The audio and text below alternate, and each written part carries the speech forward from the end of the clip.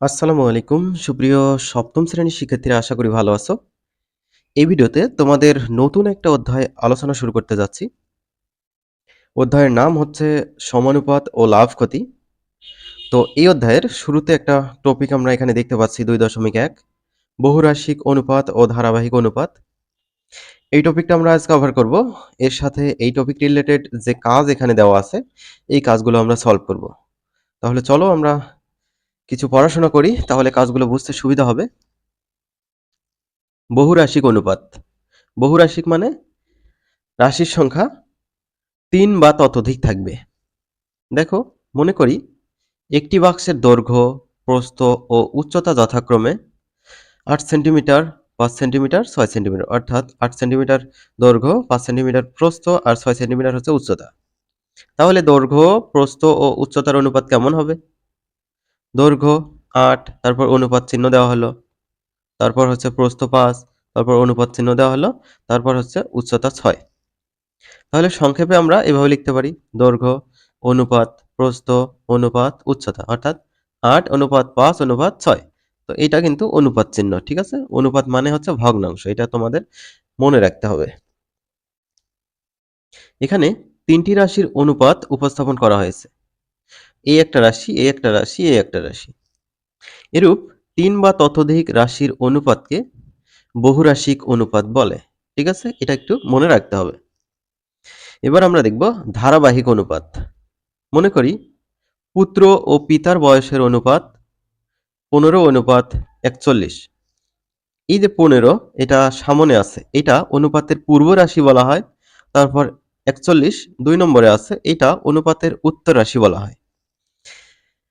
এগুলো মনে রাখতে হবে তোমাদের। এবং পিতা ও দাদার বয়সের অনুপাত 41:65। দুটি অনুপাতকে একত্র করে পাই, অর্থাৎ দেখো পুত্র পিতা, তারপর এখানে পিতা দাদা। এখানে মিল কোথায় আছে? এখানে পিতা, এখানে পিতা, এই দুটো মিল আছে। তো এই দুটো মিলে আমরা একটা লিখব। ঠিক আছে, এই দুটো মিলে আমরা একটা লিখব। তাহলে আমরা এভাবে লিখতে পারি: পুত্রের বয়স অনুপাত, তারপর পিতার বয়স, পিতার বয়স আবার এখানেও আছে, তো একটা লিখলেই চলে। তারপর দাদার বয়স, তো পিতার জন্য কত? 15। তারপর পুত্রের জন্য 15, পিতার জন্য 41। আবার এখানে পিতা আবার দাদা আছে 41 65। তো দুইটা 41 তো লেখার প্রয়োজন নাই, দুইটা 41ই আবার কি পিতার। তো পিতা যেহেতু একটা লিখছি, তো 41ও একটা লিখবো, 41 লেখা হয়েছে। তারপর দাদার 65, সেটা লিখলাম। এ ধরনের অনুপাতকে ধারাবাহিক অনুপাত বলে। এখানে একটা জিনিস লক্ষ্য করছো, প্রথম অনুপাতের উত্তর রাশি আর দ্বিতীয় অনুপাতের পূর্ব রাশি কিন্তু সমান। তাহলে আমরা এটা বলতে পারি না, প্রথম অনুপাতের উত্তর রাশি আর দ্বিতীয় অনুপাতের পূর্ব রাশি সমান হলে সেটাকে ধারাবাহিক অনুপাত বলে। এখানে লক্ষণীয় যে প্রথম অনুপাতের উত্তর রাশি ও দ্বিতীয় অনুপাতের পূর্ব রাশি সমান। প্রথম অনুপাতের উত্তর রাশি ও দ্বিতীয় অনুপাতের পূর্ব রাশি সমান না হলে তাদেরকে সমান করে ধারাবাহিক অনুপাত বের করতে হয়। তো কিভাবে সমান করবে আর কিভাবে ধারাবাহিক অনুপাত বের করবে সেগুলো আমি তোমাদের দেখাবো। তো সিস্টেমটা এখানে বলা আছে। তো এই সিস্টেমটা আমরা অঙ্ক করার মাধ্যমেই শিখে যাব। দেখো, একটা উদাহরণ আছে, খুবই গুরুত্বপূর্ণ একটা উদাহরণ। 7:5 এবং 8:9। তো এটা দেওয়া আছে, এদেরকে ধারাবাহিক অনুপাতে প্রকাশ করো। প্রথমে যে নিয়মটা দেওয়া আছে এটা বোঝাতেও সুবিধা আবার বুঝতেও সুবিধা। প্রথমটাই করবা, একটু লাইন বেশি হোক, সমস্যা কি? তো প্রথম অনুপাত 7:5, যেটা এখানে দেওয়া আছে এটা আমরা লিখে নিলাম। 7:5 মানে হচ্ছে 7/5। অনুপাত মানে কি ভগ্নাংশ না? তো অনুপাত উঠাই দিয়ে ভাগ চিহ্নটা দেওয়া যায়। তাহলে এখানে আমরা কি করব?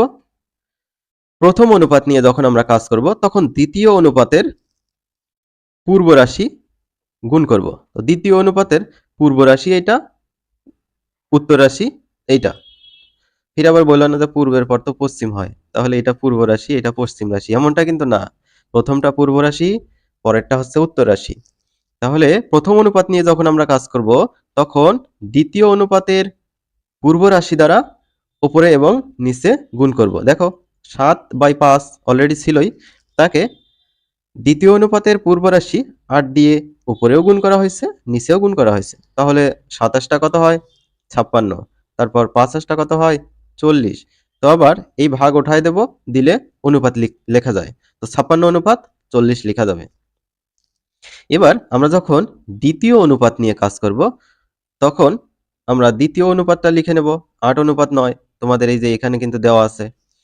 তো অনুপাত মানে হচ্ছে ভগ্নাংশ, 8:9 মানে 8/9 লেখা যায়। তো এবার কি করব? প্রথম অনুপাতের উত্তর রাশি গুণ করব। ঠিক আছে? প্রথম অনুপাতের উত্তর রাশি 5 আছে। তো এই 5 একবার 8 এর সাথে গুণ করব, একবার 9 এর সাথে গুণ করব। তাহলে 8 এর সাথে আমরা যদি 5 গুণ করি 40 হয়। আবার 9 এর সাথে 5 গুণ করি 45 হয়। তাহলে 40/45 মানে 40:45 লেখা যায়। এবার দেখো, প্রথম অনুপাত আমরা এখানে কত পেলাম? 56:40। এখানে পেলাম 40:45। তাহলে এইখানে উত্তর রাশি আর এখানে পূর্ব রাশি সমান। তাহলে দুইটা 40 মিলে একটা 40 লিখতে পারি। তো সর্বপ্রথম আমাদের 56 লিখতে হবে। তো অনুপাত দুইটির ধারাবাহিক অনুপাত 56 লিখতে হবে। তারপর দুইটা 40 মিলে একটা 40। তারপর এইখানে 45 বাকি থাকলো, এই 45 লিখা হলো। তো এই সিস্টেমেই তোমাদের হচ্ছে পরবর্তী কাজগুলো করতে হবে। তো এই কাজগুলো আমরা এখন সলভ করে ফেলি। তো শিক্ষার্থীরা এখানে তোমরা একটু খেয়াল করো। 1 নম্বর আমরা দেখি 12:17, 5:12 দেওয়া আছে। 1 নম্বর। তো আমরা লিখব প্রথম অনুপাত। প্রথম অনুপাত। প্রথম অনুপাত আমরা কত দেখলাম?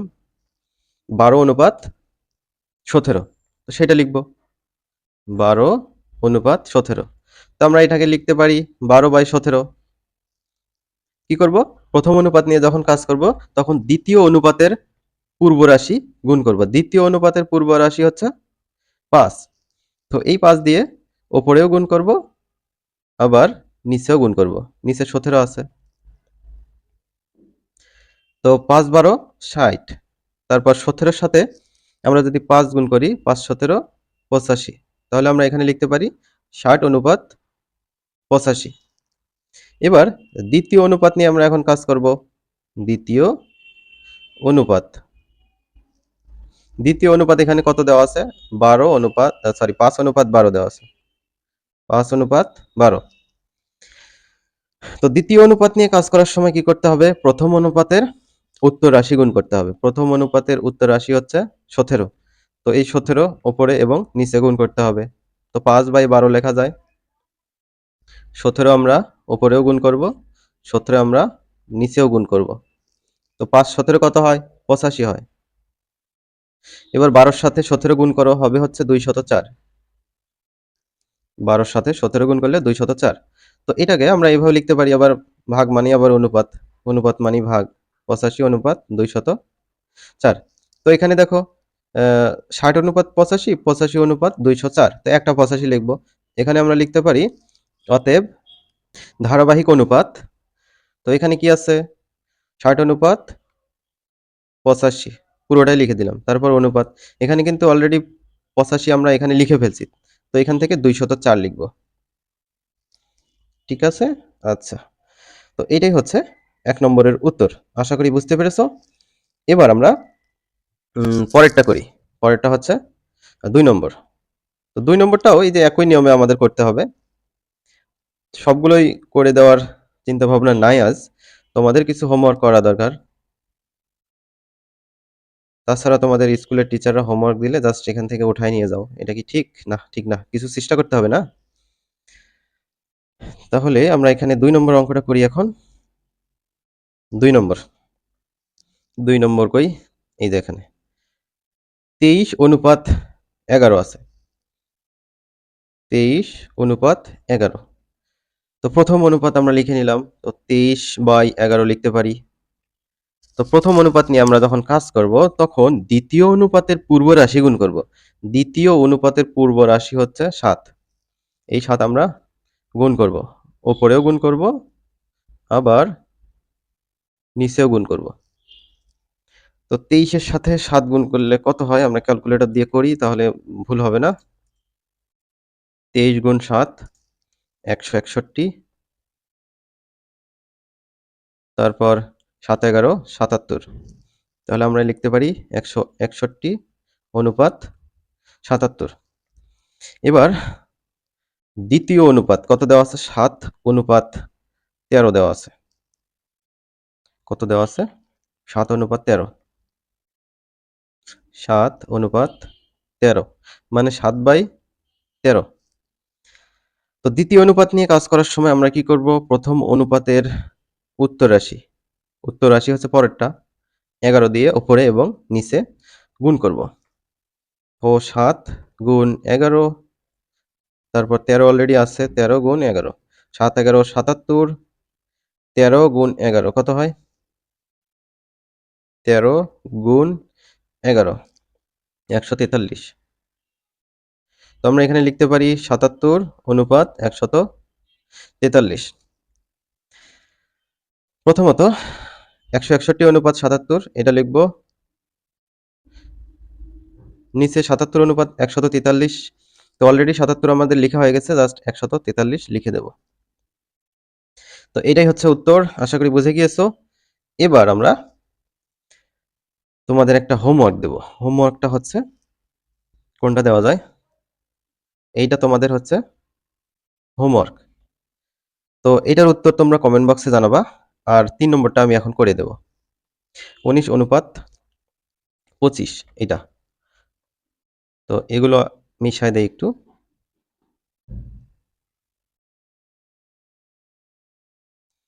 19 অনুপাত 25। প্রথম অনুপাত নিয়ে কাজ করতেছি, তাই দ্বিতীয় অনুপাতের পূর্ব রাশি এই 9 দিয়ে উপরে এবং নিচে গুণ করব। তো 9 দিয়ে উপরে এবং নিচে গুণ করব। 9 এর সাথে 19 গুণ করলে কত হয়? 171। 25 এর সাথে 9 গুণ করলে কত হয়? 25 গুণ 9 225। তাহলে আমরা এখানে লিখতে পারি 171 অনুপাত 225। এবার দ্বিতীয় অনুপাত নিয়ে আমরা কাজ করব। এগুলো একটু মিশায় দেই, এগুলো আগের অঙ্কের। দ্বিতীয় অনুপাত কত আছে? দ্বিতীয় অনুপাত যে 9 অনুপাত 17 আছে। 9 অনুপাত 17 মানে 9/17। তো দ্বিতীয় অনুপাত নিয়ে কাজ করার সময় প্রথম অনুপাতের উত্তর রাশি অর্থাৎ পরেরটা গুণ করব উপরে এবং নিচে। তো 9 এর সাথে 25 গুণ 17 এর সাথে 25 গুণ। 9 এর সাথে 25 গুণ করলে কত হয়? আমরা একটু আগেই কিন্তু পেয়েছি। 9 এর সাথে 25 গুণ করলে 225। তাহলে এখানে হবে 225 আর নিচে 17 গুণ 25 কত হয়? 425 হয়। এটা আমরা এভাবে লিখব, 225 অনুপাত 425। তো অনুপাত কিন্তু কাটাকাটি করা যায়। কাটাকাটি করেও তোমরা উত্তর রাখতে পারো, কোনো সমস্যা নেই, এভাবে রাখলেও হবে। তাহলে আমরা এই যে এটা লিখি, হ্যাঁ, 171 অনুপাত 225 অনুপাত, অলরেডি এখানে 225 লেখা হয়ে গেছে, 425 লিখব। তো এইটাই হচ্ছে ধারাবাহিক অনুপাত। এটা কত নম্বর করলাম? এইটা হচ্ছে 3 নম্বর করেছি। এখানে নম্বর হচ্ছে 3 হবে। তো শিক্ষার্থীরা, আমি আবারও বলি, এটা হোমওয়ার্ক তোমাদের। এটার উত্তর কি হবে তোমরা কমেন্ট করে জানাবা, জাস্ট উত্তরটা বলে দিবা। উত্তর এই যে এইটুকু, হ্যাঁ, এই যে ধারাবাহিক অনুপাত কত হবে সেটা তোমরা কমেন্ট বক্সে লিখবা। আমরা পরবর্তী ভিডিওতে পরবর্তী টপিক থেকে আলোচনা শুরু করব।